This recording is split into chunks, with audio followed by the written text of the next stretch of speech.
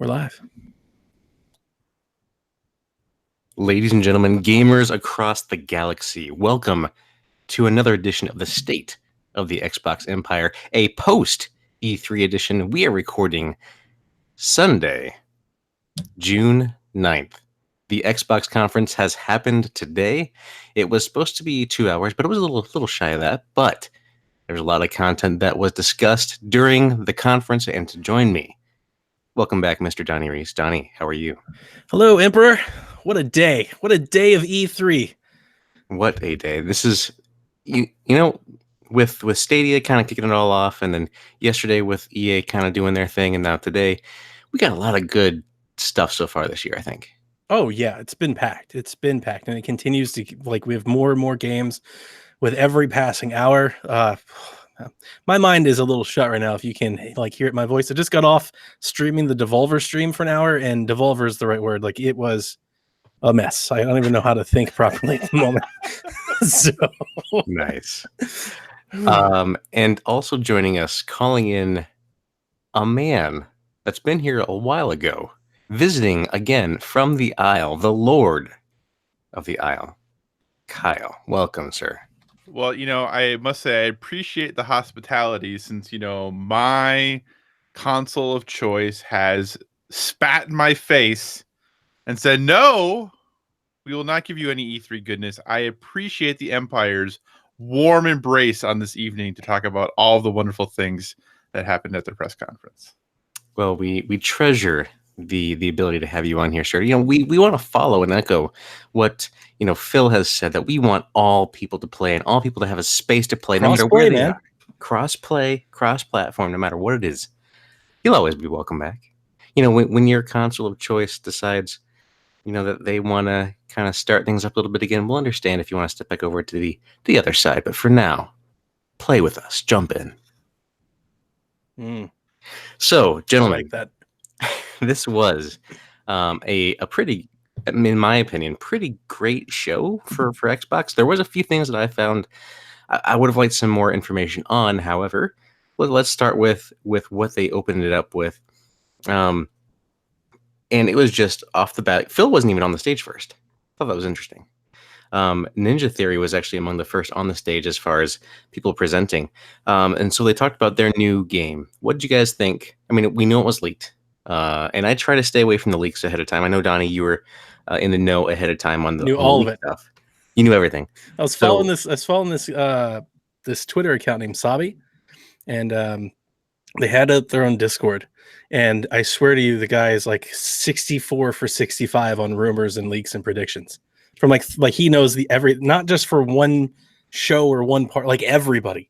He's leaking Bethesda. He's leaking Xbox. He's leaked it all. So yeah, I mean, I knew things were happening, but as I've said in the Discord, knowing that they're happening, I don't think doesn't steal any of my joy from actually see it happening. Seeing is believing. Just knowing that something's going to be there doesn't really do anything. Yeah. So as far as the game itself that you saw, this kind of 4-player melee game, is that what you were expecting from Ninja Theory? It's not what I want Ninja Theory to do. I mean, I think I'd be pretty hypocritical if I said it was, because everybody knows that when they acquired Ninja Theory, I really wanted them to do more, not Hellblade, but Hellblade-like things, single-player, action-adventure, narrative-based games.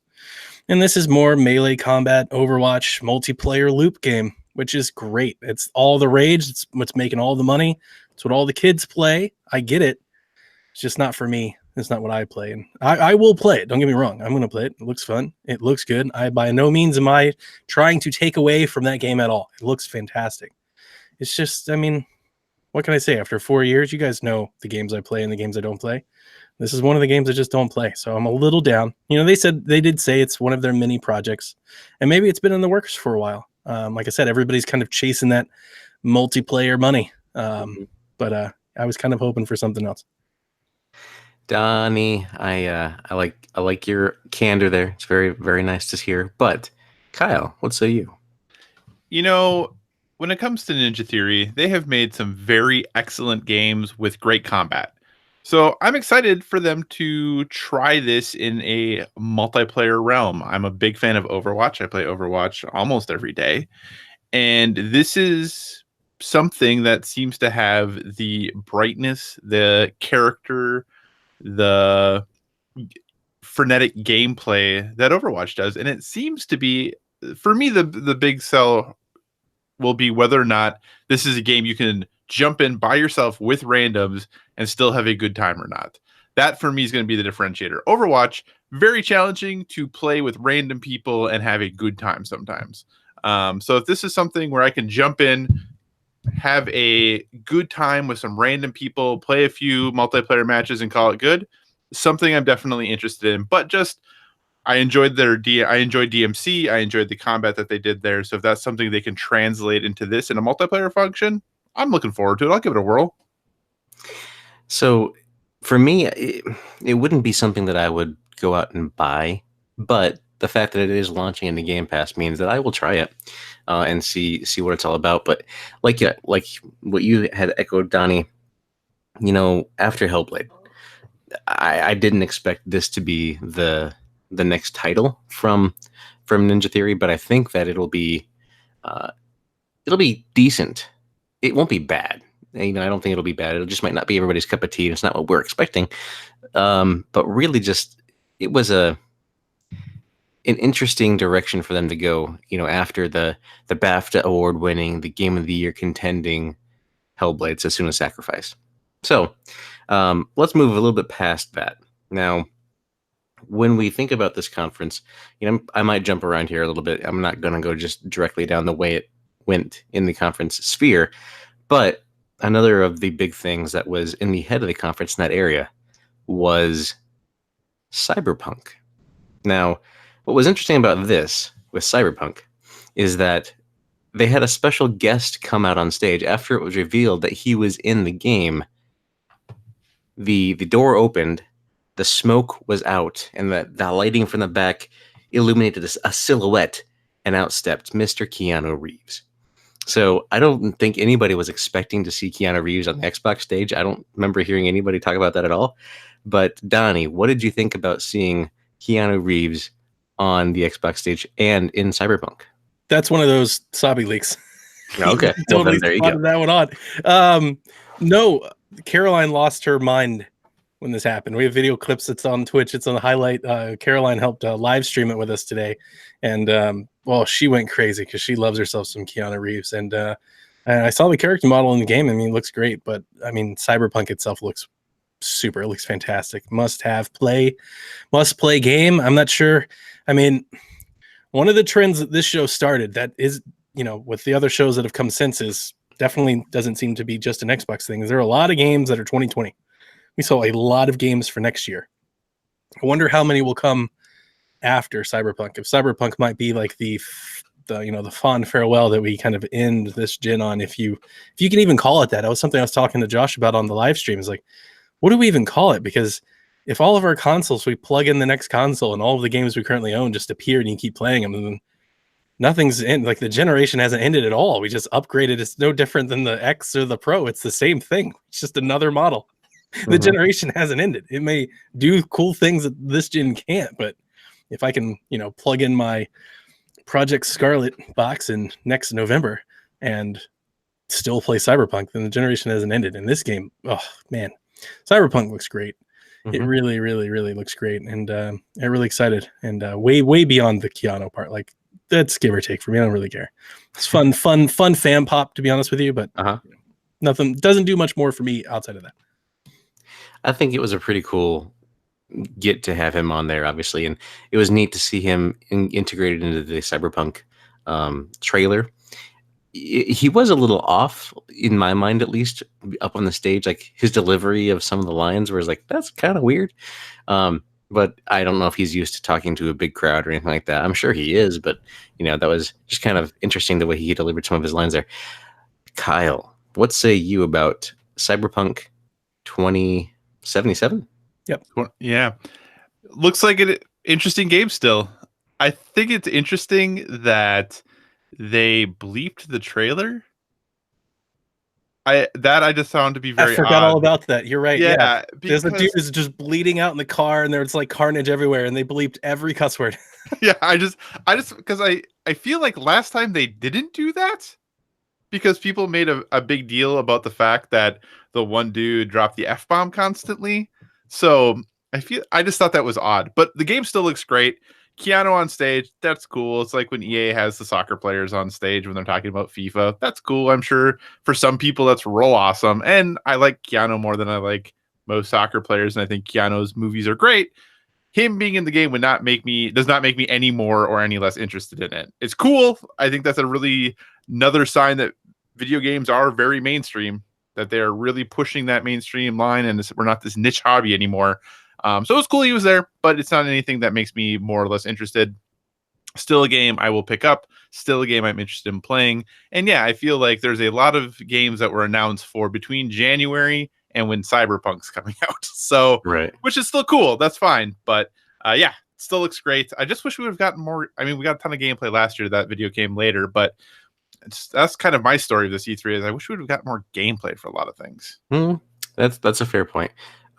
We haven't seen a lot of gameplay a lot this year. It's been a lot of CG trailers, which tells you the tone of the games and kind of what they're working with. So it's not always a bad thing, but I do like when we saw, for instance, with the Star Wars game, Jedi Fallen Order, we did get a chance to finally see some gameplay of that.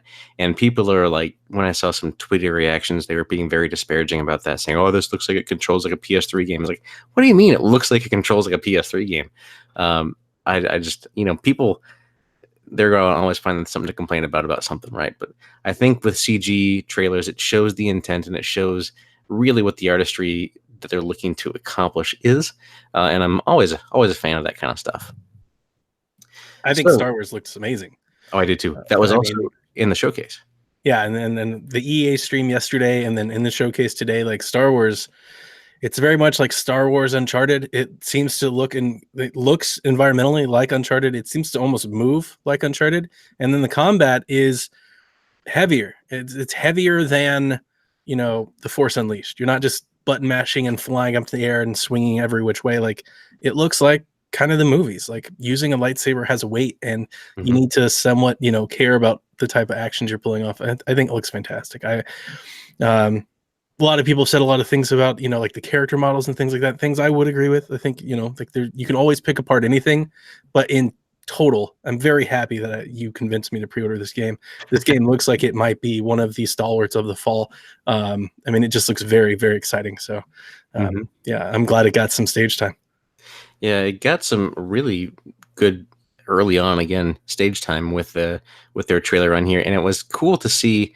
So Saturday we saw the trailer where it just kind of introduced Saw was in the game, and you went through this mission, and this you get to kind of see some more aspects of that particular mission, but also other things thrown in there. The time where Saw meets. Oh man, when they climb like the AT-ATs. Does he like Horizon vibes? I mean, Kyle, what do you think? I could see that a little bit. This game obviously is quite a bit more linear, I think, than Horizon is. I know a lot of people argue that maybe Horizon isn't a quote-unquote open world game, but yeah, I think there's some vibes there. I can understand that. I think it seems like they're just taking a lot of best practices, if you would, or things people like from different games and putting them together in one game to try to give you a really cool Star Wars experience, which I'm all for. That sounds great. Yeah. I mean, as long as it's a fun Star Wars game, it's got lightsabers, it's got the Force, I'm in. It looks like it's going to be a good time, and I think that, like you said, Donnie, with the fall, there's not a ton of games, big titles coming out this year. This will be probably that marquee title, and it's nice to see that it's looking good, in my opinion. Yeah, that they're going to put all the marketing and all the commercials behind the Star Wars name. The Star Wars movie will be coming out soon, so it'll have all of that going for it. And yeah, that entire kind of machine will start revving up. And yeah, we don't need to say any more nice things about Star Wars. It looks great. We're all going to play it. I think everybody's going to play it. I mean, there's not many people I've seen that are like, I don't want to play this. The game looks fantastic. So let's talk a little bit about Xbox Game Pass. Now, we all are very familiar with Xbox Game Pass on the Xbox. We have been proponents of the service. We believe it's a great value. They are now officially bringing it to PC as of today. And One thing that I wasn't clear on, and maybe you guys caught this, is this a separate service from Game Pass? So if I subscribe to Game Pass now on the Xbox, do I have to have a separate subscription to get Xbox Game Pass on PC? You do, but you don't have to. You the can. Ultimate thing, right? Yes. If you get Ultimate, it includes all. Mm-hmm. So Ultimate is your everything. It's live, it's PC, it's Xbox, and there are certain games already available for Xbox Game Pass for PC that aren't available on Xbox, like Crosscode, which is a big game that a lot of people, have said really nice things about. So that's why that whole $1 to get you into Ultimate thing, I think that's going to be a kind of big promotion for them. They want to try to convert as many people to Ultimate as possible. Now, for me, I'm not a huge PC player. I have a PC and I can run games on here if I wanted to, but I just never find myself playing on my computer. For you two here on this panel, does the PC side of the Game Pass entice you one way or another? What say you, Kyle? Not for me. I don't play basically anything on PC, so I think it's a great thing for those who play games on PC and a great way to get Microsoft to get their name out there and to try to continue to recapture that PC gaming space that they have said they're trying to work very hard to get back into. So for those players, I think it works great. For myself personally, I really never play games on PC, so it has not any interest to me at all. Donnie? I would echo Kyle's comments. Only maybe I would probably be tempted to do something if they had like one really big exclusive or something that really captured me that you could only play on PC. Mm-hmm. There are certain games like that so if anything like that I would be interested. For example, if Tunic came to PC first and was going to be on PC for 6 months, I would totally upgrade and buy and play Tunic on. I want to play that as soon as possible. I'm thinking like Gears Tactics. If they hold true to Gears Tactics and it's only for PC, then yeah, I'm not going to pay $10, $12, $20 for it. I'm just going to get Ultimate and play it that way. So, but I'm not going to play many things that way. I'm like many of these indie games that we saw announced today that are available on the PC side. I'll just wait for them to come to Xbox. Mm-hmm. With the Game Pass on PC, there will be, as on console, over 100 high quality games that it says. So some of the titles are going to be Football Manager 2019, Imperator, whatever, Rome, and then Metro Exodus, which also, Metro Exodus, was launched into Xbox Game Pass today for console, along with Hollow Knight and Batman Arkham Knight and Borderlands, the Handsome Collection. So what are the thoughts on these new additions into Xbox Game Pass on console? Kyle, have you played any of these games? Any thoughts on any of these 4 titles? I have played Hollow Knight and I have played the Handsome Jack collection, and Game Pass still just continues to be a great value. I have not played Metro Exodus yet. I've been interested in it, and now maybe I will. I think that Xbox is doing a really good job of creating a lot of value to anyone who is looking to be able to play games and be able to play them in a way that is affordable and to play pretty current titles a lot of the time with still having a healthy backlog, if you would, of notable other games that are maybe a touch older. So I think this is 4 great games to have onto. Oh, I played Arkham Knight as well. So I've played 3 of the 4, and the one that I haven't played, I'm interested in playing. So yeah, I think it's a great set of 4 games for sure. Donnie, have you played all of these games, or what's your experience? Everything really except for Borderlands, which also dropped the new DLC that's supposed to lead into the 3rd one. So I will, try that out. Borderlands never been my thing, but like most things with Game Pass, I'm totally open to just downloading, trying something because I have access to it. I don't have to pay anything for it. So it's really great that way. They dropped a lot of other stuff they didn't announce too. Like if you go and open up your Xbox, I downloaded like 10 games today. Just add them to the queue, like Shenmue, like the remaster. Were out on the inside Xbox stuff that was added. Like Wargroove. I mean, there's a lot of things. Crosscode is coming. I can't even remember them all, but there's 10 games up there that you can go and download that are out there. And then Metro, of course.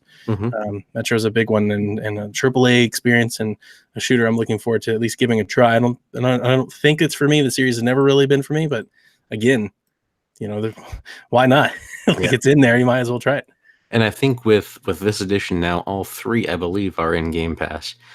So if you wanted to try the series, I think it's a good time to at least try it. In addition to these games that were added today, and yeah, I also saw that there were some additional ones added, Donnie. I'm wondering. Everspace, I think, is in there, which I Mhm. played at MomoCon last year. It's gorgeous on Xbox. I tried playing on the Switch. It's not the same experience. So I actually stopped playing. And I was like, this isn't as good. I'm thinking tomorrow at the Inside Xbox, they'll probably talk a little bit more about some of these new games that just hopped in the Game Pass as well. Give them a little more time to discuss that more. But in addition to that, so they announced a lot of games, that aren't yet out will be coming into Game Pass. So there's over 25 new games coming into Game Pass that they talked about. That includes ID at Xbox games, obviously Gears 5, Battletoads, which I don't know if that's anybody's jam. The Outer Worlds obviously is going to go into Game Pass, which is great. I'm super excited for that because when they showed that trailer, I thought they did a really good job showcasing what the game is going to be. And then Ori and the Will of the Wisps early next year in the Game Pass as well. Donnie, I know you wanted to play that game today. I wanted to play that. If I would have bet my house that I was playing that game by the end of the year. This is three E3s in a row, Nathan. 3 E3s in a row that we've seen Ori.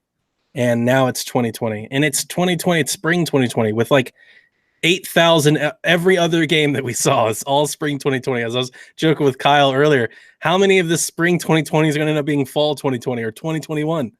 I mean, so here's my theory about this spring summer window in 2020. That is the clearinghouse for this generation. Every game that's been in development for this generation is coming out in that window. Because if they miss that window, they're probably gonna not sell as well when the new generation starts coming out. But if it's all back and pat, what does it matter? Like if you just buy Cyberpunk and put it in your new Xbox, what does it matter? To quote some of our friends here on PSVG, old game is old, even if it's not old. So I'm thinking like several of these games. Now, this isn't the show for this, but I think several of these games will just be delayed till next gen. I'm not saying they'll come out again. I'm saying they'll just be like, yeah, it's not spring anymore. Now it's fall. And so we'll see. Kyle, any of these games that are coming into and premiering into Game Pass that I discussed, any of them on your radar that you would have otherwise pre-ordered? That's a good question. I don't know what I would have pre-ordered. Probably Ori, maybe. Outside of that, if we're talking all of them, I would play Gears. I would play probably Ori. That's probably it. What about After Party? Anything for you? Why do you guys laugh? I like these indie games, damn it. No, I like After Party is a game though that I don't know that I would have pre-ordered. I am interested in, and I would have looked at reviews for, and then potentially purchased. I got you.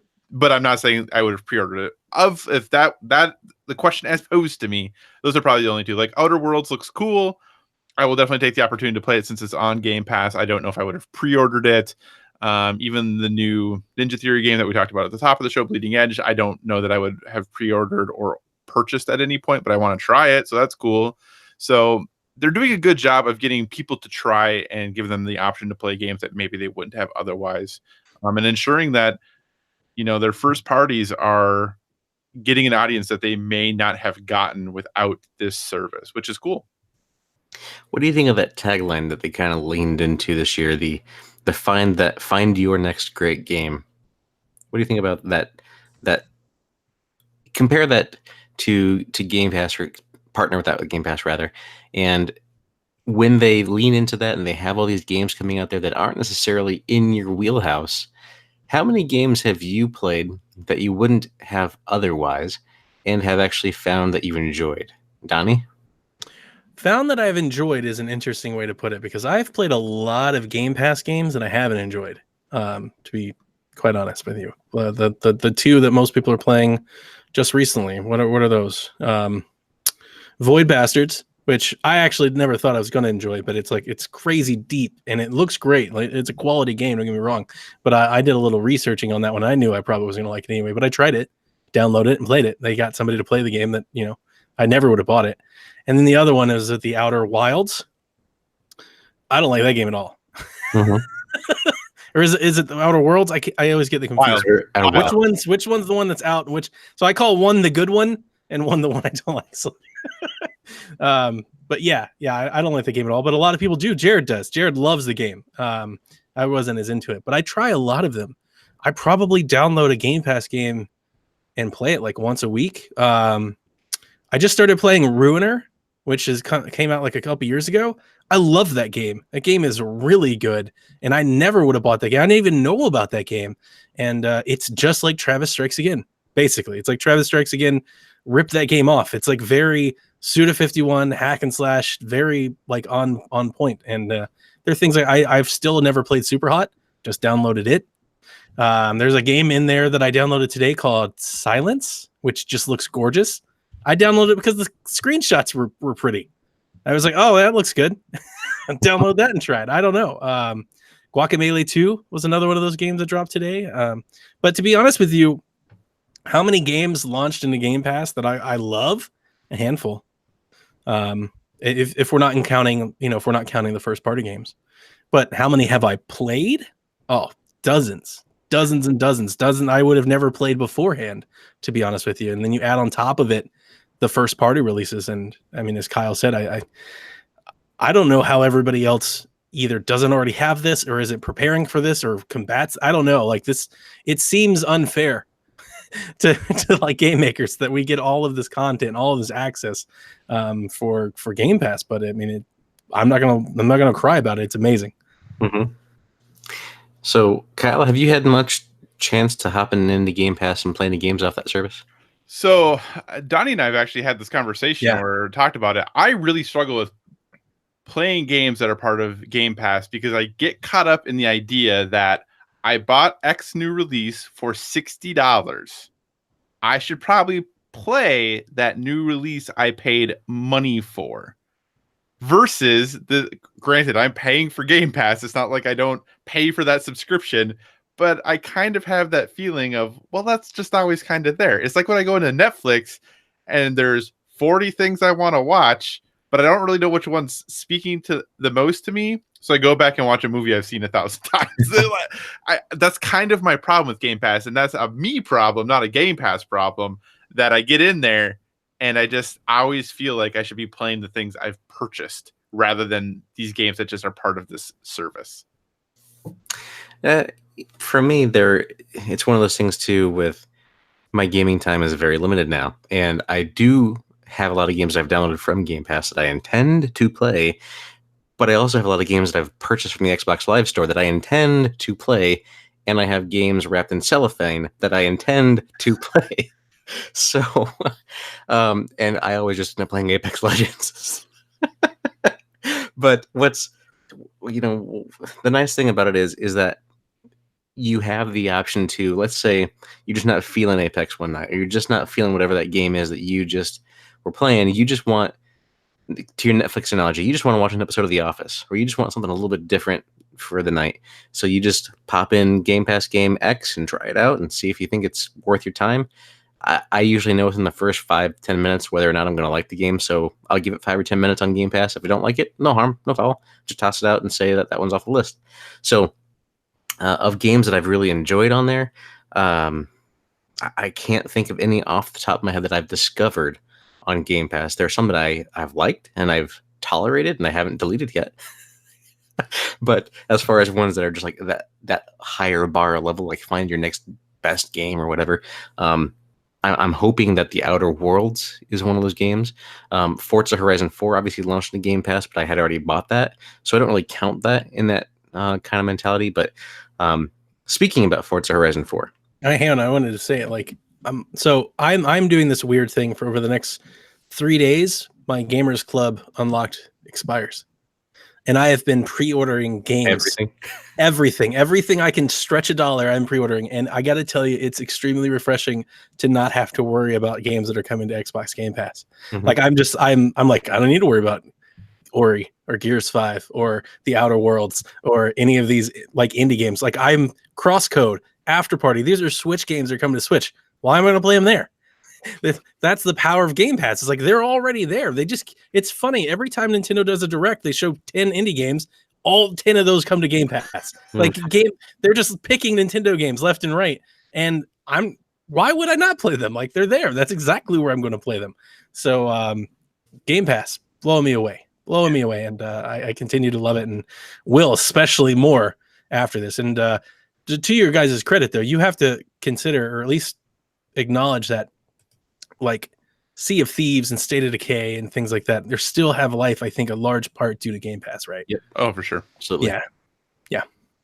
Or like Master Chief Collection getting good one there. Yes, that's gives you more player base for that. So that's a great put in the Game Pass. But I want to talk about Forza because this week, highlight of the show. This week, there's a new expansion pass being launched out there. Yep. And I was curious, after Forza Horizon 3, Hot Wheels was fantastic. It was so good. It just made so much sense. It was so fun. Such a joy to play the Hot Wheels expansion. And I was like, I don't know how they're ever going to top this. Now, it remains to be seen whether or not they will.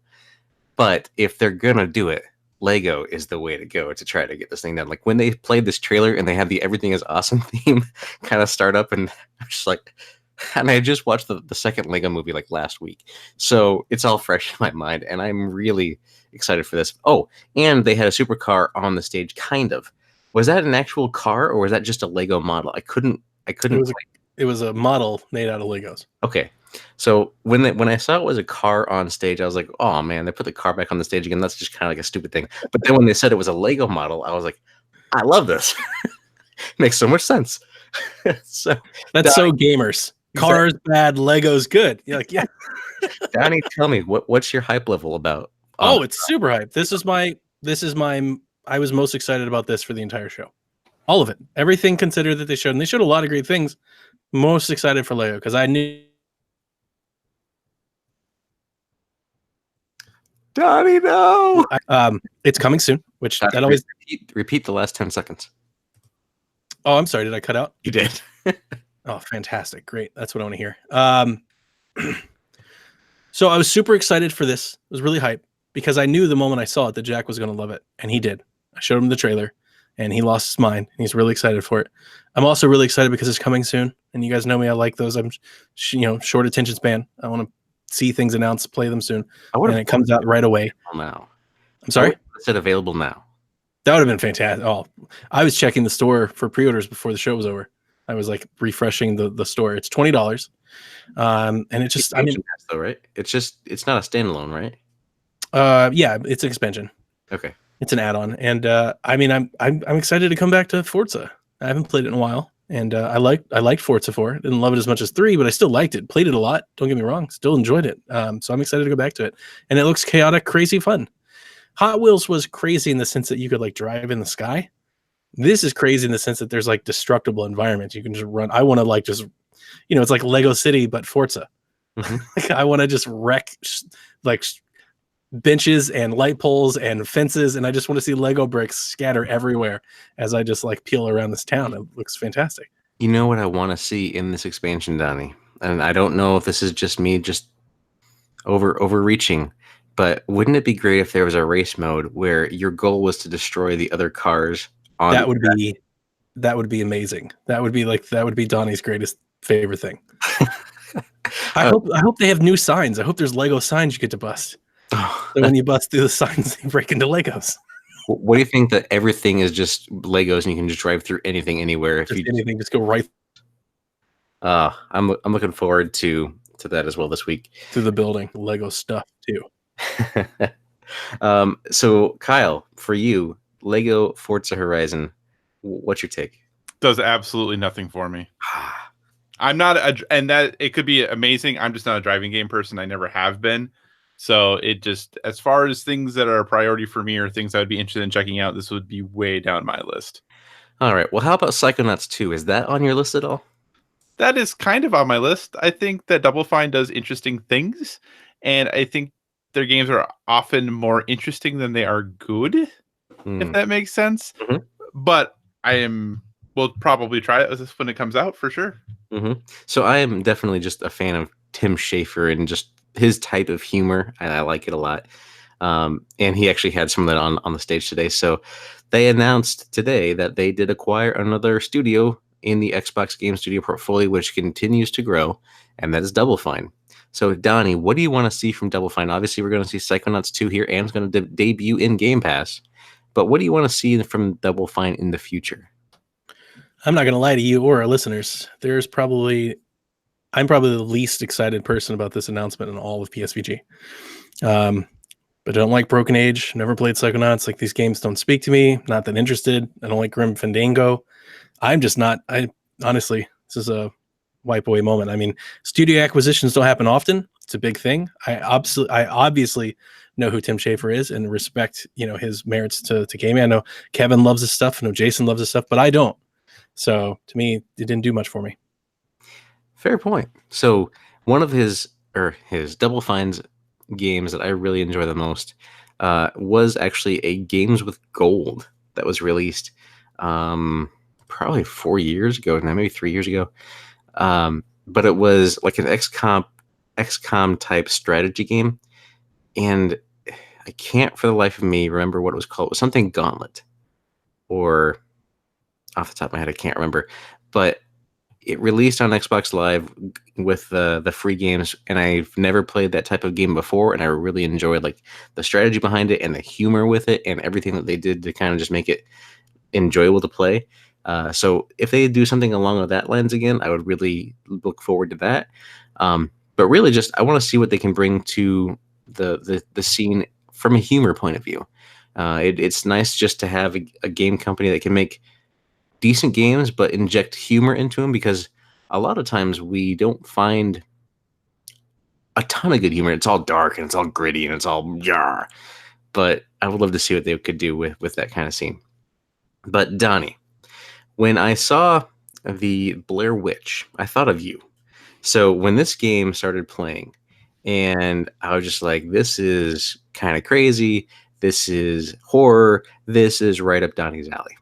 What was your take on Blair Witch? Me and Josh were over the moon. We were really excited. We both thought it was Outlast first. It's coming from the people that...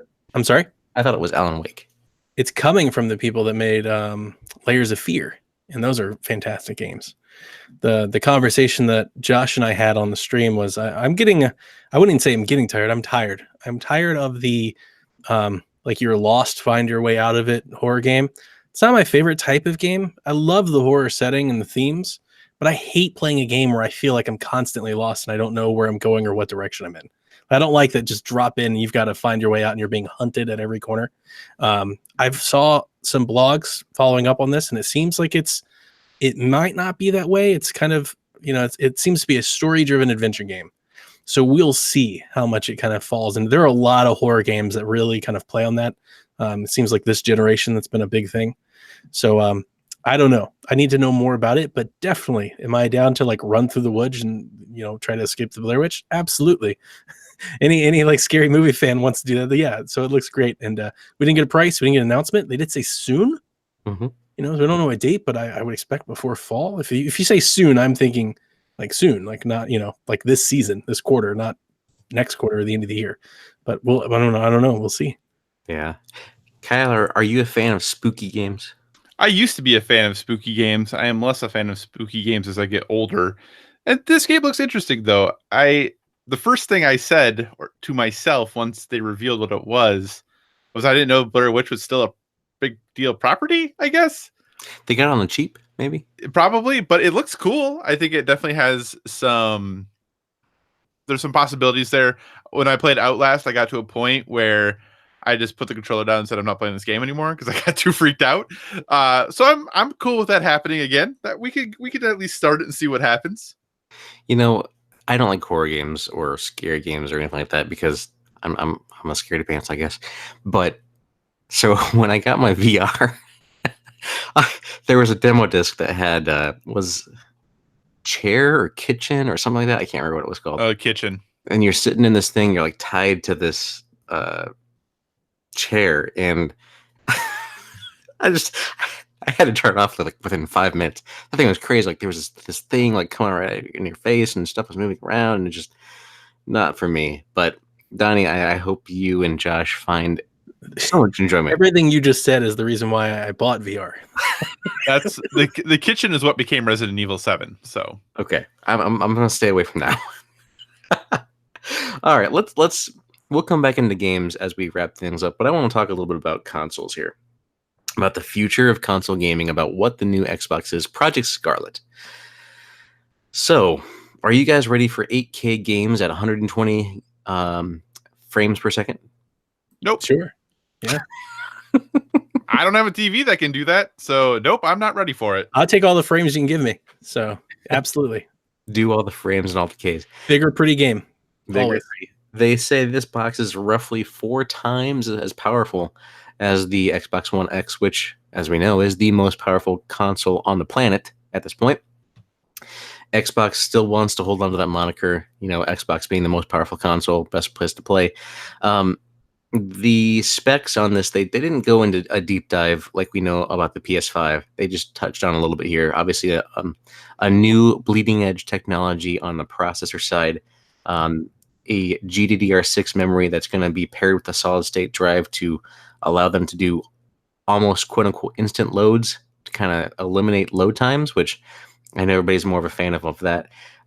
And it's going to have a next generation, quote unquote, solid state drive. Now, we see both consoles, Sony and Xbox, doing the solid state drive. I'm curious what the size is going to be of these drives, because as we both know, as these games get more fidelity, more girth, we'll call it, they tend to bloat a little bit. Look at Master Chief Collection. It's over 100 gigabytes in that game. Or even, heck, just The Witcher 3, I think, is above 100 gigs when you have all the all the expansions installed. So what do you guys think about this next generation of gaming? We're just talking about the console here. Donnie, is this what you wanted to see? It's coming holiday 2020. It's about a year and a half away now. What'd you think? Kyle, tell Nathan the scuttlebutt that's floating around the internets from the insiders and the people that are there. I would like to point out I was not going to bring this up. Oh, no, it's good discussion. It's valuable. So the scuttlebutt, I shouldn't say scuttlebutt, the rumor or the conversation that is happening on the E3 show floor from developers with press is that the PS5 is more powerful than Xbox Scarlet. Yep. That's what developers are saying. It's not just like PlayStation folks. There's a lot of folks that are kind of saying that. Now, to follow that up, I would just like to say that everything that we heard about the Xbox follows the leaks that came out, that have been out for months, actually. They've been out for a while now, if you go and Google and look for it. And to be honest with you, whichever one is more powerful, like in the teraflop number, I don't think it's going to matter, because both of these boxes basically have the exact same internal builds. They're both running off new SSDs. They're both running the exact same chipset. Like, these things are very, very similar. So we're talking about a huge jump. Don't get me wrong. This SSD is going to change the way console gamers think and view and play video games, which we discussed when the PS4 leaks or specs came out in the article. Like, this is going to change things big time. So actually, I don't think the teraflop number and all this garbage, I actually don't think it's going to matter that much on next gen hardware, because between streaming, between cloud infrastructure, and between like this SSD, the raw teraflop number, I don't even think we'll have games that can push that. Like, it's such a leap from what we know of video games right now. It's going to be more about efficiency. It's going to be more about less load times, faster, more details, no pop in. It's going to be more about those things next gen than 6 teraflops versus 4.5 teraflops in 4K native versus checkerboarding. Next gen will be all 4K, 60 frames. That's going to be baseline. It all does that.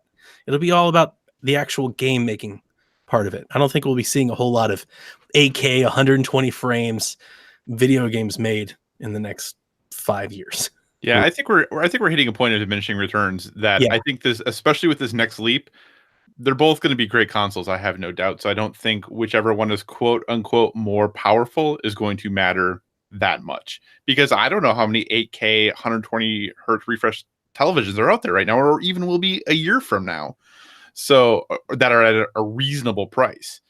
So from a console perspective, the solid state drive and the load times is the thing I am most interested in, and I'm really excited and happy that both PlayStation and Xbox have said this is the thing we're focusing on. This is what we need to reduce as that kind of final hurdle over game immersion, is getting rid of these load times. So that, to me, the fact that everyone's kind of focusing on that and that's where we're going is great, because I have my 4K TV that I'm probably not replacing anytime soon. Yeah, so both just bought consoles mine. if both consoles hit 4K 60, I'm thrilled. That's all I need for probably a considerable amount of time. I think the variables for this next gen, if we can, I mean, we're a year and a half out. So, I mean, this is a lot of speculation on our part, on my part at least. But I think the points are going to come down to price. Price is always going to matter. And then it's going to, I think we're lining ourselves up for a exclusives versus Game Pass argument. And I think that's really what it's going to happen. It's going to be like, what do you want? You want to play Spider-Man Horizon, or you want Game Pass? One of the things Josh and I were talking about on the stream earlier, they announced with this console, Halo Infinite will launch with the console. That means if you have Game Pass, you're just going to buy the console and be able to play the game, and probably a bunch of other games. So it's like, do you want to do that? Or do you want to buy Horizon and Spider-Man and all these other things? Like, that seems to be the argument that's going to be drawn, 18 months from now. And I would venture to guess that the console will come with a month or whatever of Game Pass. So you can go home, get Game Pass in there, and you can have access to all these games, including your launch. There'll probably be a launch lineup that are in tandem with the console. I would assume maybe 10 games, maybe in Game Pass at launch. It's just insane. You're going to bring home a box and plug it in and have tons of options to play. I mean, we've never experienced this before. Exactly. That is the proposition right there. You go buy it, and hey, guess what? Here's a month of Game Pass, which includes all these great games, which now are probably enhanced even more for the Scarlet, and just continue to leverage that ability to make the games that exist currently that you already own, that are already available to you, look even better, perform even better, load quicker. I mean, could you imagine playing Mass Effect without the loading screen, or the elevator load times? Going through that and just having to cut that out, and just there were some fun conversations in there, but I would be okay with not having those at all. But anyway, like you said, though, I do wonder how big these drives are going to be, since these are both custom-made drives that they've worked hard on internally. I do wonder how big these are going to be, because right now on my Xbox One X, I think I have 14 games and it's full. Mm-hmm. So here is my hypothesis. What I think they'll do is that you'll probably have a terabyte, maybe a 2 terabyte drive in these things, even though, that seems a little bit low. But I think via Azure and cloud and all this other jazz, they're going to have optimized storage. So if you haven't played a game in a while, it's not going to cache it locally on your drive. It's going to cache locally what you need to play. And it'll probably pair around a little bit of the cloud gaming with it too. So that way, if you own this title and you need to load it up, but if you want to play it right away, it'll pair it up and just start you playing. And it might be in that lower quality from the stream. And then within like 15 minutes, you'll be on the higher quality because it's cached enough data locally. That would make sense. So that would kind of at least alleviate that data use issue that we can see now. Because, I mean, to be honest, I have a ton of stuff on my Xbox just because I have downloaded it and I haven't had a chance to play it yet. But I haven't launched it in a year or two, so it can prioritize, like, we can take this off the drive and put something else on here much more important. So I think that's where we see the future of storage, because we don't need a ton of storage locally, to be honest. If you have a fast internet connection and everything's the streaming hybrid cloud environment enables you to do this type of thing, I think that's what we'll see. Donnie, what do you think about that? Yeah, I think I've said this since the beginning with xCloud. I think xCloud will be you can play your game immediately. You can stream it right now, or you can download it. And download's going to take some time, but you can stream it immediately. And I think that's going to be like their convenience push to get you into streaming things. And you might find out that it works so well that you stop downloading things. I stopped downloading podcasts like a year ago. I just hit the play button and they just start playing. It's like, why am I going to wait for it to download and store all this stuff on my local device? I don't need to. And I think that'll be the way that they use that. So, I mean, I have a 4 terabyte hard drive in my current Xbox, and I intend on just plugging it into the next one.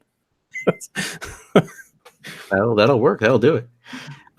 So let's go into now this Project xCloud and their take on what that is.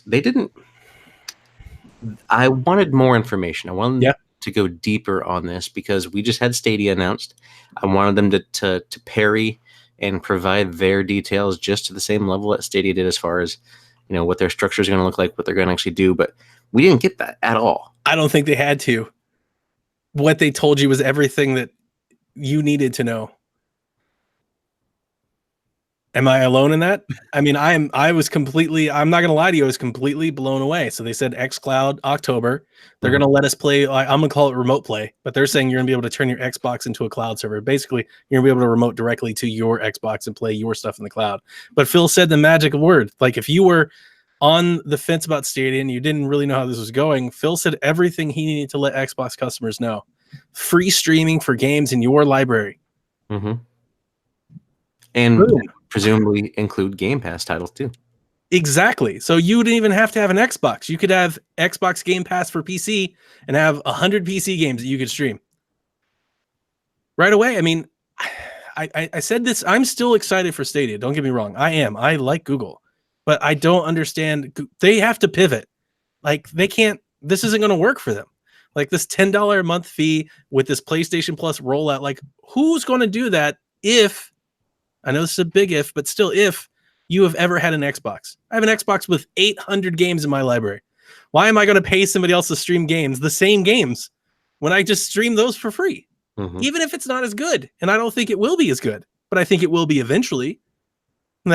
And like the business proposition is there. Like the value proposition is on Xbox's side. So they didn't need to show you everything. They could save that for an inside Xbox and they'll do an hour-long thing where they show you the phone and the tablet and everything else. But they didn't need to. They told you everything you need to know. Hey, all those games that you've been buying, all these games in the Game Pass, all the stuff you saw today, stream it for free. Dude, that's huge. It is interesting because Matt Piscatella, who's an analyst for the MPD group, made a comment about how Google Stadia assumes that there's a large group of people out there who need this service that aren't going to be served through their current console of choice. And PlayStation has said, nobody knows what this is going to be, but PlayStation has said that PS Now is going to look different by the end of the year. We don't know what that means or exactly what that will be, but obviously with the partnership they made with Microsoft, they're clearly looking at changing things. So if you were a Microsoft owner right now, there's no reason, in a lot of ways, not a lot of reason to get Stadia because xCloud pretty much is going to meet all your needs. Depending on what PlayStation does, if they pivot to something similar, your needs are going to be about there. So who is Stadia for then at that point? 130 million people that are not, they're taken out of the equation. Right. So it'll be interesting. But yeah, I agree. I don't know what else I need to know about xCloud other than I could totally use it if I want to. So here's the kicker though with Stadia. If you use that controller variable, that direct connect, reducing that input lag, that's their kicker. Yeah. So that's the thing that might make their more appealing to a variety of gamers that don't have an Xbox. But let's say, if you're completely a Nintendo player or completely a PlayStation player, you've never had an Xbox, you're probably going to be more apt to go the Stadia route anyway. But, they will connect your controller to Bluetooth to your device, and you can play on whatever tablet or whatever you want to play on.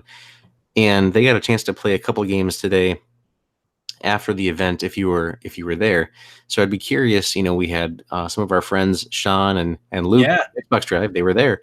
I'd love to hear what their thoughts, and I'm sure we will on an upcoming episode of the Xbox Drive Ball. Now we talked about this in the Discord, and I think it's I'm going to wildly speculate here, but I feel like this might be pretty sound logic here, considering that we saw how the gaming industry, how these two titans of video games, arch enemies for 35 years, came together to make a partnership in the announcement of Google.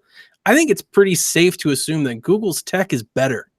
I think their streaming when we play it is going to be better. But how much does that really mean if the other one's free and has all the games that you already have? Like, I think you can afford to not be better than Stadia while you get better. If it's free, you're not charging anybody doing it, and all of their games are already available. Basically, what Xbox told their customers, you don't have to leave to do that. And there's no reason to. And like I said in the Discord, even if Google is better and it's 4K, and let's say Xbox is only 1080p, I don't think that matters to mass consumers. So if it's me, right, and I'm looking for that on-the-go solution, and obviously I'll have the Founders Edition of Stadia and I'll have xCloud available to me, I'm more apt just to go the xCloud route anyway because I have that library of games. I already have the game and it doesn't cost me. Yeah, I'm involved in the ecosystem. You know, my friends are over there. If it's a game, It could be 720p. They'd be like 720p only. It's like, dude, on your phone, that doesn't matter. It doesn't matter. They look great. But I think that it'll be a great comparison to have once they're both fully released. I'm in the preview program on my Xbox, so I'm hoping to maybe get a chance to look at this before October. Be fun. But I really think that, you know, they could tier this up too if they wanted to do. I was fully expecting another $10 a month service or something from them for access to xCloud that they would bundle into the Ultimate Game Pass. But they didn't do it. So I'm wondering if they think this is a way to sell more Game Pass. Instead of charging, they think they're going to charge you because you're just going to sign up for Game Pass anyway. Like all these people that own PlayStations that own Xboxes, how many of them might just sign up for Game Pass just to stream that stuff, just to get access to Halo? Like Kyle doesn't have to buy an Xbox to play Halo. He just has to sign up for Game Pass and stream it to his PC. How many people out there are going to do that? They don't have to charge for it. It might sell itself. Mm-hmm. It'll be interesting to see what they do with this. I'm still in for Stadia. I'm still in. I want to check it out. I don't think I'm going to cancel my pre-order or anything for the Founders Edition, but we've had this ability to do this remote play in the past a little bit with Sony's app that they had, the Play Anywhere app. It wasn't the best experience across the board, but I'm just curious how it'll run, on. You have to have good internet at home. You have to have a good upload, and then wherever you're at, you have to have a good download. And I do, but across the country, people are going to have that kind of connection on both locations at that point. Again, this may not be for them. Those people that are kind of, I don't know. It's one of those things. I think Kyle, you asked the question, and I hate this question. Who is it for? But it's interesting, right? Thinking about the consumer side of myself, comparing these two products, I just don't know. Like, I like the facet of not even having to worry about my home Xbox being on or connect to my network or anything. I mean, even though I do the instant on, I'm sure it'll turn itself on over the network and all the other jazz. But what if there was some sort of issue where, I don't know, my son unplugs the power from the Xbox and I'm on a business trip for 10 days and my wife doesn't know how to plug it back in. And she's like, whatever.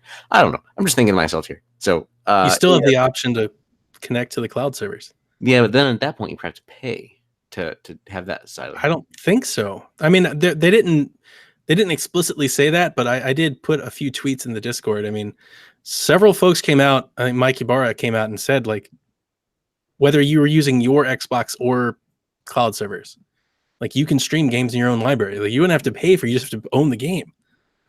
If that's the case, then there you go. That's case sealed. It's hard to how do you combat that? Like, yeah. That's where on the Stadia cast, I didn't want to come off like, I am with you. I'm still going to plug in that controller. I'm going to buy a game and play it. But it's like, am I really going to pay $60 for Stadia games at that point? No. They have to do something else. They have to do a Netflix model, a Game Pass. They can't do this. Like this, you're going to pay us $10 and pay full retail. It's not going to work. It's not a viable business model. Mm-hmm. Kyle, have you used that PlayStation Remote Play app outside of your house? I have. Yeah, and Dr. Donnie, because I have not. I didn't want to use it without a controller, which I could do starting this fall, but I have not used it since then, no. I played The Last of Us from a hotel room in Denver. How was your It was, to be honest with you, it was quite all right. It was just fine. It worked really well. I've played it from my office. The only thing that I had to do on the PlayStation now that could have been fixed since then, it's been a while, but I had to tell my wife I had to call my wife, tell her, go turn on the PlayStation. Mm-hmm. It's like, please go turn on the PlayStation, give me the code on the screen. But outside of that, no, it worked. And I would imagine that, these solutions will be better than those. You'll just, press a button, it'll turn on. So, but yeah, it worked great. It was fine. It was playable. It was totally playable. Played on my tablet. So before we leave the console space, the rumors circulating around were Scarlet and Anaconda. Yeah. Scarlet is Anaconda. Is that what you think? Scarlet? Yeah. Anaconda? Do you think that they had a plan for another one, just scrapped it at the last minute? Who knows? There were rumors that Miyamoto was going to walk out on stage. That wasn't a me thing. Everybody was tweeting that stuff. Eurogamer, everybody was tweeting, and that didn't happen either. So sometimes rumors are just wrong. Sometimes somebody gets an idea of a rumor and then they're good enough to believe. But I don't know, Nathan. I think I wouldn't be surprised if when xCloud is unveiled, they show you a Roku-like streaming box, because they're Microsoft and they want to sell hardware. So don't get me wrong. Like, I could see them very well coming up with a Stadia-like solution. Here's a box with a controller and a little box you plug into your TV, and you can stream games for $10 a month. That could be the, again, the opposite end of the why is it free? Because they're planning on selling this other box. But I like Scarlet better in terms of name. I want a Project Scarlet Edition Xbox 2 or whatever. Yeah. I hope the lettering is in red. Fantastic. I already have this in my mind. You saw the gray in the picture that they showed. I want an Ohio State theme box. I want a gray box with Project Scarlet across the top in nice red scarlet font. That's exactly what I want. That'd be great. Love it. All right. So they did announce a controller today, Donnie. They announced a new Elite controller Series 2, which will be releasing November 4th. People have been wanting a new release of an Elite controller for a year now, at least. To me, I still have my launch day Elite controller, and it's doing just fine. I don't need this Series 2 controller.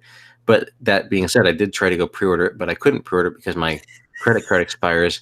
I don't need another one, but I totally tried to give him $180. It's me. It's a problem. Can I have your old one then? Can you send me your old one? Like, can I be? I'll give you a deal. I gotta get a Donnie deal out of here. So, this new controller, it has 3 different settings for play styles. So the old one had 2. So there you go. And then it has. Is that the clicker thing? Like the little. Yeah, the button on the front that does the 3 lights or the. Yeah, I never cared about that in the first place. All right, keep going. This will have another level for hair trigger locks, which I use. I do use those, so I think that'll be nice to have even a shorter distance. But it's not worth necessarily getting a whole new controller for. But it's fully re-engineered around the insides, and they say that there's 30 new features. Now, I haven't had a chance to really dive deeply into this, but they say adjustable tension thumbsticks, wrap-around or rubberized grips, shorter hair trigger locks, and up to 40-hour rechargeable internal battery. Now, I've never been a big proponent of this whole internal battery thing. I always just have a battery, an Xbox branded battery that I put into these controllers. It costs like $10. And then when it dies, you can replace it, and it works just fine for me. But people were always on them about this whole battery, not internal feature thing. I don't get it. Does that matter to you guys at all? I will say, I think it's weird when I get my new Xbox, being a predominantly PlayStation person, that I have comes with batteries. Yeah, I just find it odd that the current technology we're using batteries. That doesn't mean it's bad. I always just am taken. I'm caught off guard by that typically. I'm kind of with you. I have the plug and play packs, so yeah, I don't use those either. No, I don't care about the battery, Nate. I do think a 40-hour charge is pretty impressive, though. Yes, I care more about that. That I care about for sure. So this will launch in November 4th. Any of you guys interested in getting this new Elite? I have the original Elite, and I like it quite a bit, and I don't see a reason to replace it at this point. Let me ask you this, because before I answer, is the reason that there was a second one? Did they have like manufacturing or like durability issues? There's like a lot of broken Elite controllers on eBay and stuff. There's a lot of broken controllers because people don't know how to take care of their controllers, Johnny. Oh, so does this controller require like oiling and maintenance and stuff? No, it requires you just to play like a normal person and not throw the controller around the place. I was like, I've had a regular plastic controller and it works fantastic. It's been just fine. There's nothing wrong with it at all. Exactly. I still have my launch Elite controller, and I've never had any issues at all. Okay. So to answer your question, here's what I will say. No, I'm not interested in a $180 controller. I don't care how sticks and buttons and triggers it has. To me, controllers are all about looks. I just care about pretty colors. But I say that to say this. There's not like a month that goes by that I don't kind of kick myself for not getting the Gears Elite controller. And if Gears 5 has an Elite controller that looks awesome, I want one, because I really should have got the Gears Elite controller. I really love that. I think it's a gorgeous controller, and I missed out on that. So I might get one of those. And I'd really like to know. I expect it will be, but I really want to hear that like all your controllers will work on the next Xbox, because that would make that purchase a little easier for me. Mm-hmm. Okay, so we've talked about a lot of the big things here. Let's just do a rundown of some of the games that they showcased. Now, I'm going to rattle them off here. If there is something that you want to talk about in any of these, feel free to jump on in. And this is going to go across the ones that were announced that are Windows 10 as well as Xbox. So, Age of Empires 2 Definitive Edition. I'm in for that. I thought I already had it, but I guess not. There is one game type that I do play on PC, and it's strategy games. So, you remember the comments I made earlier about not playing on PC? It's only strategy games that I play. Battletoads, Blair Witch, Donnie Game, Bleeding Edge, Borderlands 3. So I didn't watch anything on Borderlands 3 until today. We're so excited. When I saw it open up, I was like, oh, this is cool. I like this. This is fun. This looks like I might have fun with this game. I've never played a Borderlands proper game. I played Tales from the Borderlands. I thought the comedy in there was great. And it looks like it'd be a similar sense of storytelling here, possibly. So you guys, have you played Borderlands, the previous editions at all? Yeah, I've played all of them. So for me to want to go and play this, for me to get a taste of what this might be like, what is the best game for me to play? I mean, if you want to play a Borderlands game, I say Borderlands 2.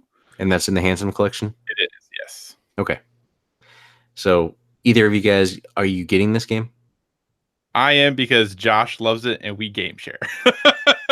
So yes, because of that, I am getting it. My biggest thing, you might notice, at least I noticed when I went back in and played Borderlands 2 after Borderlands 3 was announced, the shooting feels a little dated in Borderlands 2. So I hope that is tightened up for Borderlands 3, but it's still a fun game. Donnie, is this up your alley? No. And it's not bad or anything. I've never gotten into it, and it feels like a lot to get into, and I don't think I'm ever going to invest the time to catch up to everybody. And I'm playing shooters this fall. It's called Call of Duty. It looks fantastic. So no, I'm good. Very good. Having an Elite controller would probably make Call of Duty more fun. Maybe so. Crossfire X. Apparently, this is a huge game somewhere on the PC. I don't know what to think about that game. It's just a big CGI trailer, right? I don't know anything about this game at all. But it was funny when that was announced, because they made a big deal about it, and apparently it's very big in Korea and things like that.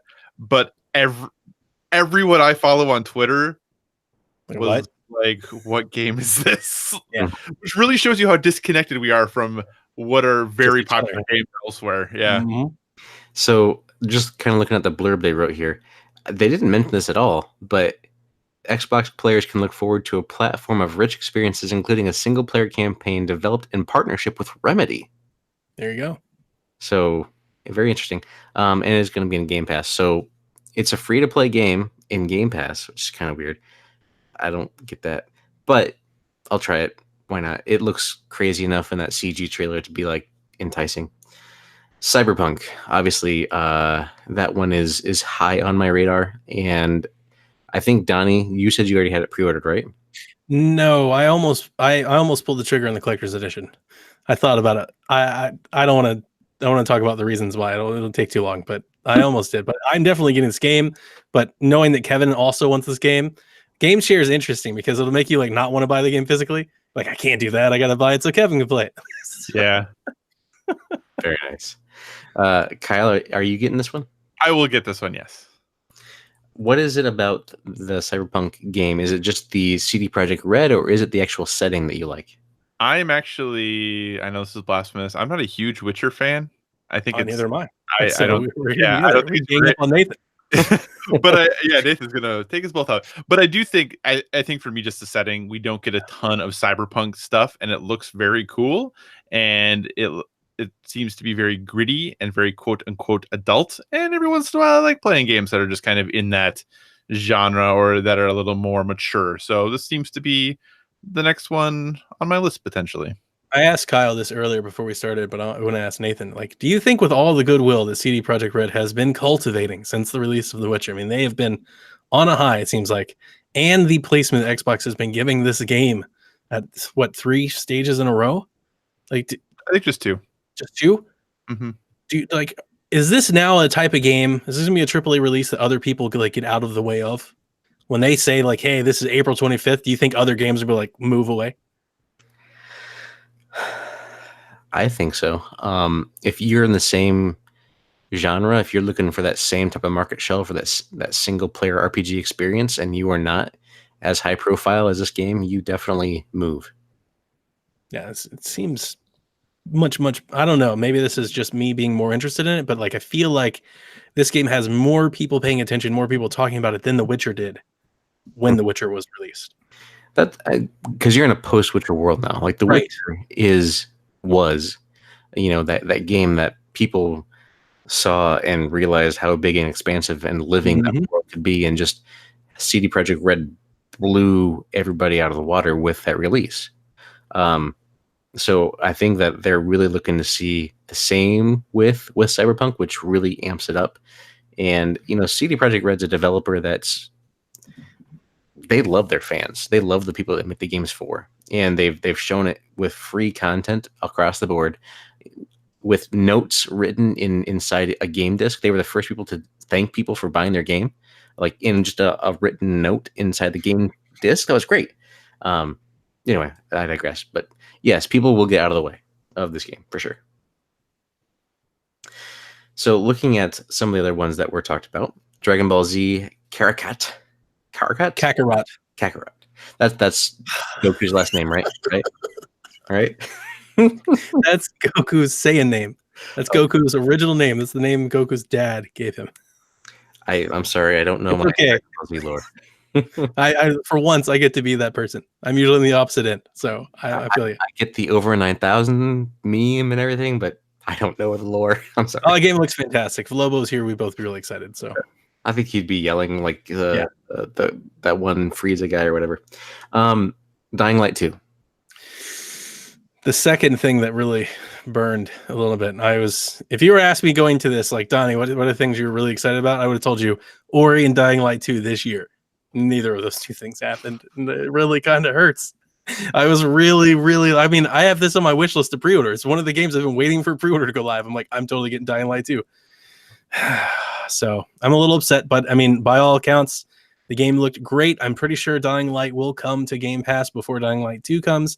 If you haven't played that game, you owe it to yourself to play. Go get the expansion, and it's just a really great open world game. I probably might be, if you were asking me, Donnie, what's like the most underrated game of this generation, that'd probably be my go-to pick. I don't feel like people really understand or appreciate like how good that game is. It's really good. I own Dying Light and have yet to play it. But now I have to play it before February 2020. Is that what it was? I don't know. Something 2020? Yeah. So, yeah, we'll play it. It'll be good. Is that going into Game Pass? No. Okay. It's actually being published, I think, by Square, isn't it? Square picked this one up. Yeah, and I think WB published the last one. It's like that's why I've been kind of saying, like, if Xbox wanted to buy somebody that actually make waves, I actually thought Techland would be it. I've been saying that for I feel like 18 months now, because they keep shopping their games around, like, but they seem to really like their little independent status. But I mean, make no mistakes, this is AAA dev. Like, this is a big game. Mm-hmm. And if anybody that hasn't been following the development of it, just to say something quickly, it really has like this cool Fable, like Infamous vibe. Apparently, like the way you play will change and shape the world, and you can kind of like an evil route and a good route, and that's exciting for me. You said the F word, Donnie. Oh, did I? Put a bleep in there. So I'm gonna hold off on the rest of these games because you mentioned Fable, and Fable. Not see Fable. Mm-hmm. Surprised as well. So I thought that was a shoe-in for this year. I did too. So anyway, Elden Ring, which is that game that's developed from George R.R. Martin and Miyazaki. So, and it's made by From Software. This is a game that I don't know what to think about it. Seeing that it's made by From Software makes me think it's going to be like a Souls-like type game, possibly, which I'm just not in for. Did you guys Did that CG trailer do anything for you that didn't tell you anything about the game? I don't know. Do you know what this game is? I don't know what this game is. It looks like a Lord of the Rings wannabe. Yeah, I just don't know. So I'm expecting a Lord of the Rings Souls-like game. Yeah,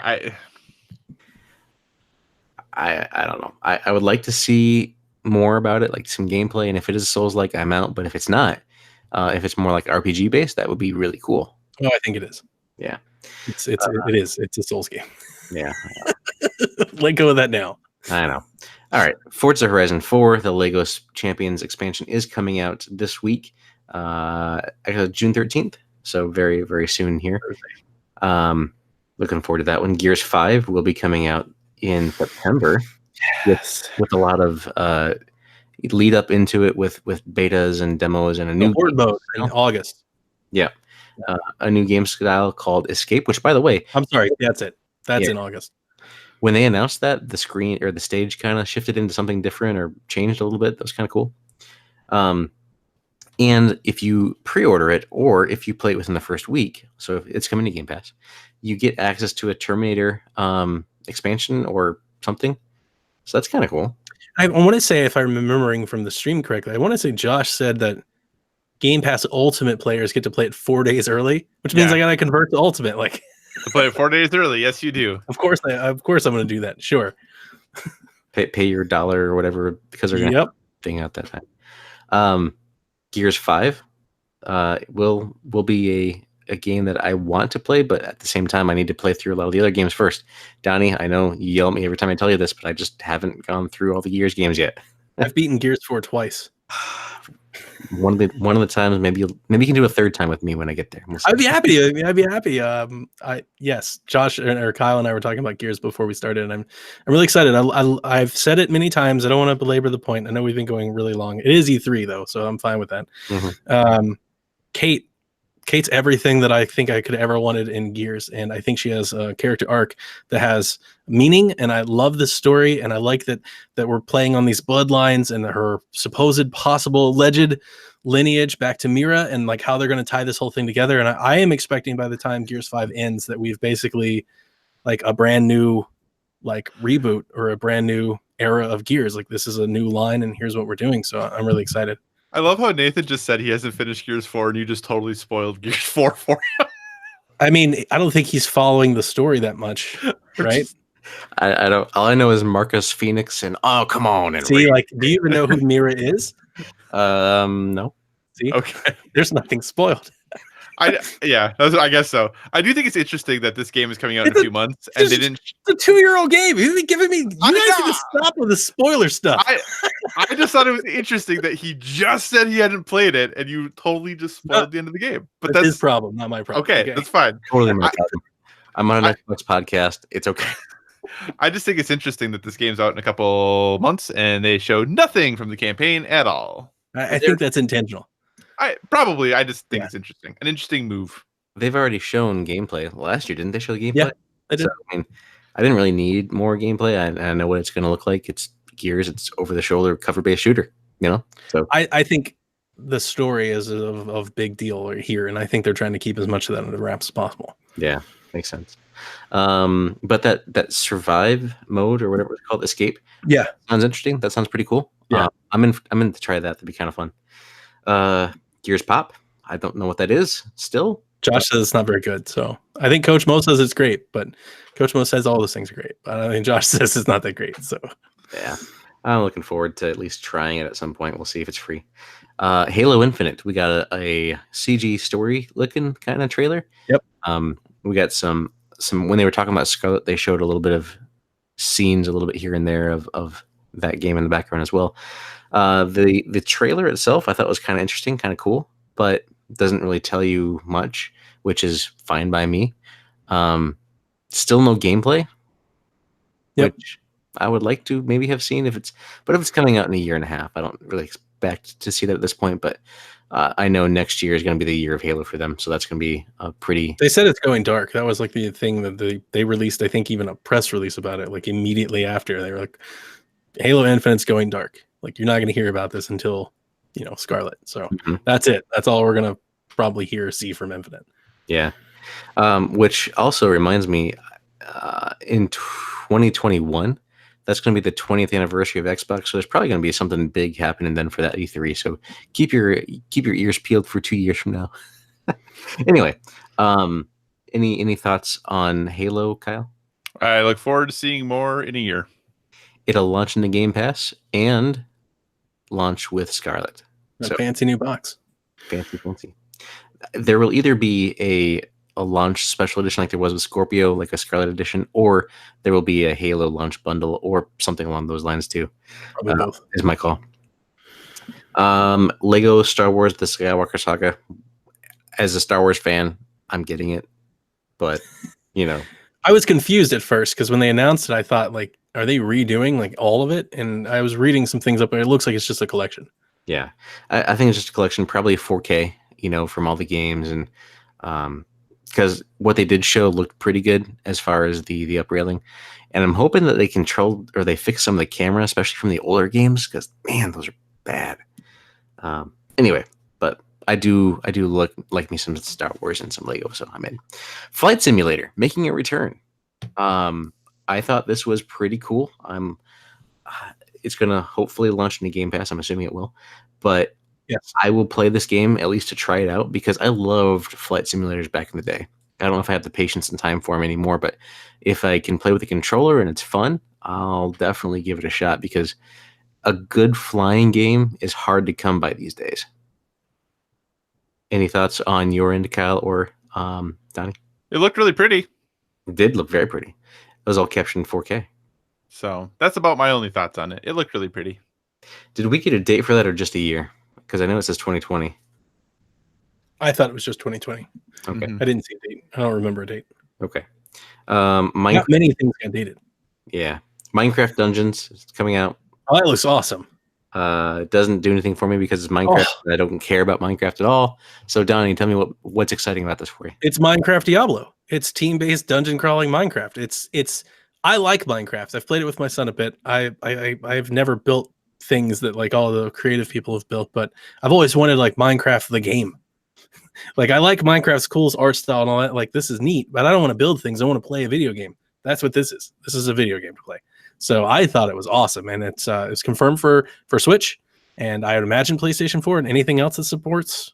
And I imagine it'll be crossplay, so you can play anywhere, play with your friends. Like that's awesome. This is a great announcement. Mm-hmm. Ori and the Will of the Wisps. Donnie, this is your time. Just move on. Okay. It does look really nice, though. I'm just going to replay beautiful. Ori. I'm going to replay Absolutely Ori. beautiful. It's been a while. Phantasy Star Online 2. People care about this a lot. Twitter lit up when this happened. This is huge. I don't know anything about it. So Caroline lost her stuff. Some people really care about this. A lot of people. I think it's really cool for the people who are excited about it. It's a pretty niche game, and maybe a couple years later than it probably should have been.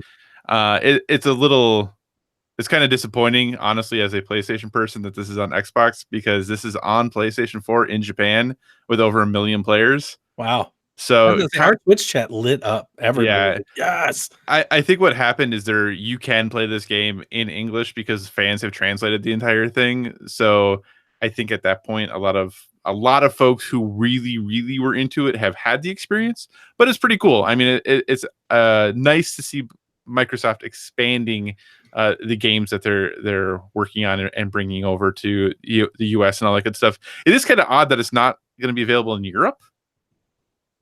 Yeah, so that was something that was announced. So it's pretty much just like the US and Canada, I think. Maybe a language thing.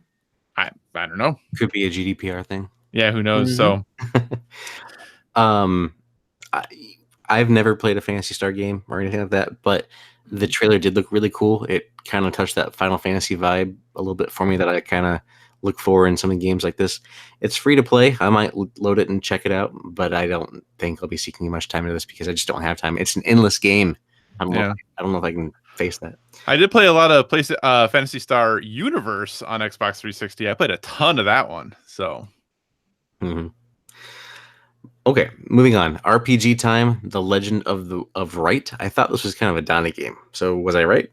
That's the hand drawn. Mm-hmm. Yeah, not really, but maybe. I don't know. Didn't really capture me.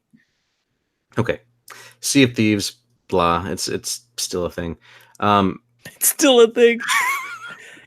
So I played Sea of Thieves when the single player stuff came out. We mentioned that on Empire, and I feel bad, right? Because Luke loves this, and the Xbox Drive loves it, and Married to the Games love it, and all these friends of ours love Sea of Thieves. I can't stand that game. Like, I really don't like Sea of Thieves. I got into the single player. I started trying to drive my boat around. I was like, I can't stand this game, and I turned it off and uninstalled it again. Like, it's not for me. I'm just not interested. Yeah, I don't really feel it either. I loaded it up the other day to just try to start playing it, and just I was by myself, which was probably the issue. Of course. Yeah, I don't know. Spiritfarer. That was an interesting game. Hand drawn. Mm-hmm. Was this up your alley, Donnie? Yeah, this was pretty cool. Caroline really liked this one. She really liked the Wild Deer game.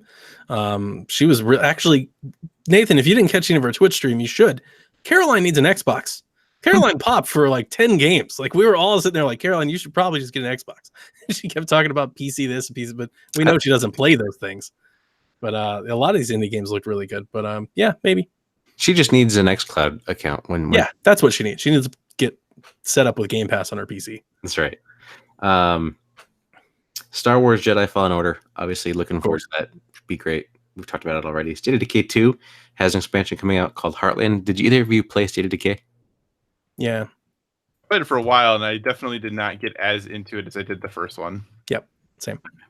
So this expansion is going to be $10 when it launches. So I've never played it. Didn't. Whatever. Tales of Arise. That looks interesting. Yes. I do want to know more about this game. I don't really feel like I know much about it yet, but it looks interesting to me. Donnie, what do you know?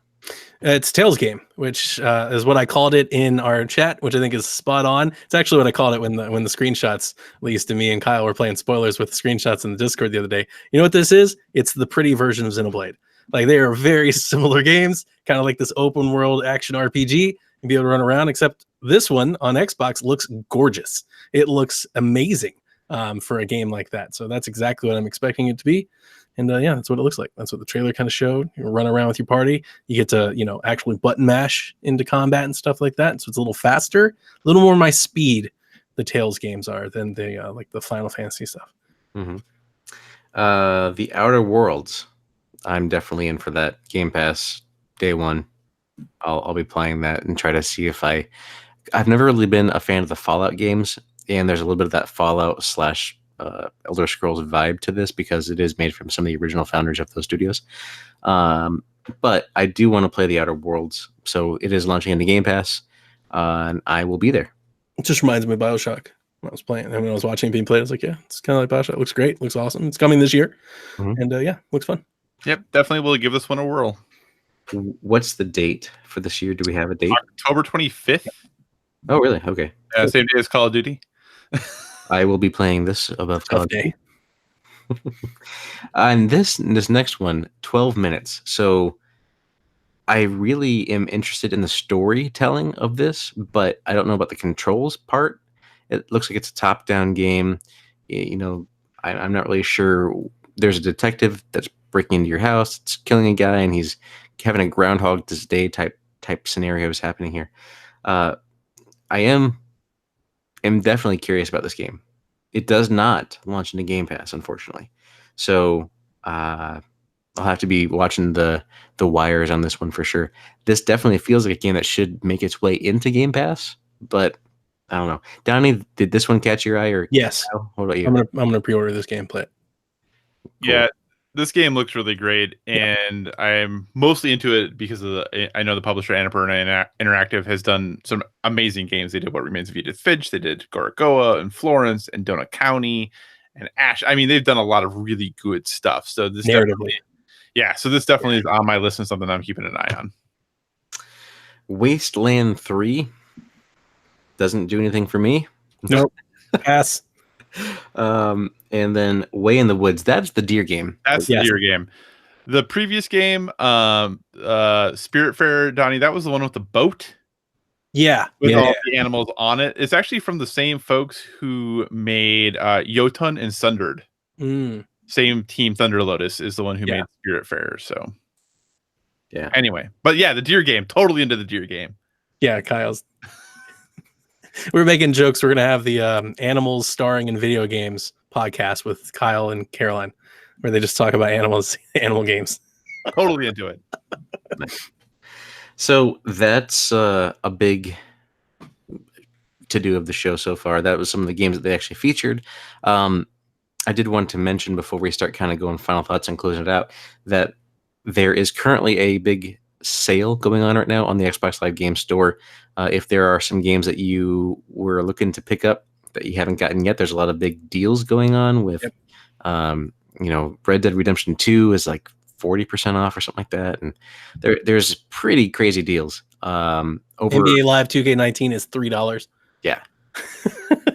So if there's a game that you've been looking for in the last couple of years, it's probably on sale and it's probably like dirt cheap. So just want to make sure I mentioned that because that's going on through the rest of this week of E3. And they are also going to be having an Xbox Direct, I believe, tomorrow. And it'll be broadcast live on Mixer. And if you watch it on Mixer, you will be entered in for their Mix Pot. So just an FYI there. I'm assuming that this podcast will be released before then, but if not, I tried to help you out. As soon as I can release it. So, yeah. Like in an hour. So as we wrap this conference up, I'll give my final thoughts, then toss it to you guys. I did like the conference as a whole. I really would have liked to have seen Fable. Really, I feel a little bit of a sting that we didn't. I thought this was the year that we'd see Fable coming out, maybe not coming out, but at least announced officially. And I was just disappointed that we didn't see that. I would have liked to have seen a little bit more or heard a little bit more about xCloud, but I think we'll probably get a lot of that with the content creators that were invited out there because everybody that was there got a chance to get hands-on with xCloud. So we'll get some experiences again from maybe our friends over at the Xbox Drive. But also probably would be a feature on the Direct tomorrow. So I'm assuming that we'll see something from that. And I really do think that the Scarlet console will be a great piece, in the future. I'll be excited to see next E3 just what it does and what it all entails. So there's a lot of things to look forward to out of this console or out of this E3 presentation for things that are coming in the future. For next spring specifically, there's a lot of great games coming out there. Cyberpunk, we mentioned that before. This year you have Star Wars coming. Super excited for that personally. And I think that it's just another great year to be a Game Pass subscriber, with Game Pass Ultimate now getting the addition of the PC side. So if you find yourself playing on PC, Xbox, and this will probably be a good deal for you now. Now that they've added that extra piece into there, it makes it more of a compelling reason to get it. I'm still personally waiting for them to have some sort of a monthly bundle that has even reduced rates. Like a yearly subscription, they knock another $30 off of it or something. I don't know. Anything. Give me anything and I'll probably get it. But aside from that, I think that this was a good conference. I was surprised Phil Spencer wasn't out there all that much compared to last year. He was out there 2 or 3 times and that was about it. But overall, I liked it. I thought they did a good job. I haven't had a chance to see any of the other conferences yet, so I don't know how this compares. All I know is that Devolver was kind of a mess. It was so good. But I'll toss it to you, Donnie. What was your thoughts on Xbox? I thought Xbox had a great show. I wasn't blown away. I didn't think I was like overly amazed. We expected to see Fable. I even asked Josh that beforehand, but I wouldn't say I was disappointed. We all know Fable's not coming out on this console. It's coming out on the next console, so it's fine that they're saving it. I am disappointed though that Ori has slipped again. I literally thought I was going to be playing Ori last E3, and then it slipped, and I thought it was going to be, fall, and then it continued to slip, and we didn't hear about it for half a year, and then I was sure, it's going to be out finally.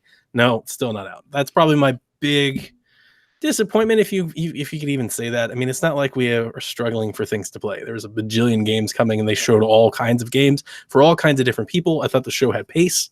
Lots of announcements. Like I said, it's really good. They talked about, they didn't spend too much time on the next console and details and specs and, xCloud and all that, which I actually think kind of sped it up a little bit. And it was just good. I really liked it. It was packed. Like I said, good, great, not incredible or amazing. I wouldn't go over the moon or anything about it. I don't think it's swayed anybody's opinions on Xbox or anything like that. But yeah, I think they leaned into what they do well, and yeah, it's a good show.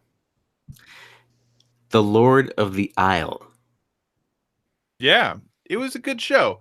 I wouldn't say it was a great show, but I think we're kind of in that nebulous odd time right now where a lot of we knew Halo was already a thing, so it made sense that they showed some Halo, but we're all waiting for that next gen at this point. So a lot of the big things that might have made that show great, it makes sense to not show this year. So I thought it was a good show. I think it continued to show why Game Pass is a great value, and if you are interested in it, why you should get in on it. They showed some games that I'm definitely interested in. I think, I was a little disappointed at the prevalence of CG trailers compared to gameplay trailers, but I think that's just kind of more a trend because you saw that at Bethesda's conference as well. I think that just is a trend right now of what we're going to be seeing, until we get to the point where maybe we're back on stable ground with whatever that next generation is. So good conference, not a great conference. But yeah, overall enjoyed my time. I thought they kept the pace well. Never really felt like it drug too much. Overall, not bad. Yeah, and they said that this was going to be a 2-hour conference, and it ended just above the hour and a half mark. I was kind of surprised. I feel like they cut something out. I feel like they cut Fable out, Donnie. Think so? They had to cut something out. I don't know why or what or whatever. But that'll do it for Xbox E3 press conference. Our little discussion here, reaction. So what were your thoughts? Make sure you let us know over on our Discord, or you can always hit us up over at the Xbox Empire on Twitter. Donnie, what's your Twitter? Where can people find you? Play Nintendo everywhere, all consoles, all systems, all social media. Kyle. You can find me everywhere, including Xbox at Psychocross, CYCOCROSS. And if you're interested in board games at all, hey, check out Board with Video Games, where we talk about not only the wonderful things Xbox does, but things you can play on your tabletop as well at Board with VG on Twitter if you want to follow us there. Thank you, gentlemen, for joining. You can find me over on Twitter at Voiced by Nathan or on Xbox at Spider Jedi. Come by, say hi, let's play a game. That'll do it for us for this episode.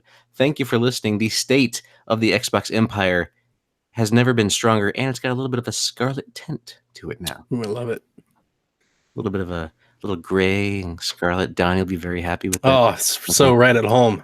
Oh, it's so good. There you go. All right. Thank you for listening. Enjoy the future of gaming.